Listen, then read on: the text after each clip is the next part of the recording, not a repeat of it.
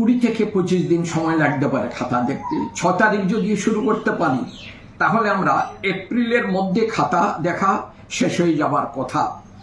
তবে একটা ব্যাপার আমরা একটু আতঙ্কিত। আপনারা প্রত্যেকে জানেন আগামী 12 তারিখ সম্ভবত নির্বাচন হবে এডিসির। সেই নির্বাচনেতে আমাদের অনেক স্কুলের মাস্টারমশাই অনেকেই ব্যস্ত হয়ে পড়বেন।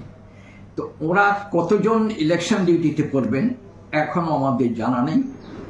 তো তাদের জন্য একটু দুশ্চিন্তায় আছি, এবার পরীক্ষার খাতা এক্সামিন করাটা একটু দেরি হয়ে যেতে পারে। আর গতবার যতটা টোটাল নাম্বার অফ স্ক্রিপ্ট ছিল, যতজন পরীক্ষার্থী ছিল, এইবার প্রায় 8,500 খাতা আমাদের বেশি আছে গতবারের চেয়ে।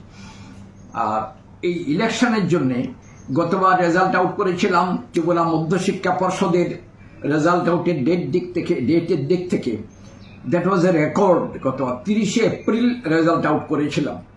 এইবারও টার্গেট করেছিলাম এমনই করব, কিন্তু সামনে এডিসি ইলেকশনে আমাদের যারা খাতা এক্সামিন করার জন্য যাদের দায়িত্ব দেব, অনেকেই যদি দায়িত্বে এনগেজ হয়ে পড়েন, ব্যস্ত হয়ে পড়েন, তাহলে খাতা দেখা একটু দেরি হতে পারে। আমাদের টার্গেট যেটা রেজাল্ট ডিক্লারেশন করার, সেটাও হয়তো খানিকটা বিলম্বিত হতে পারে। তবে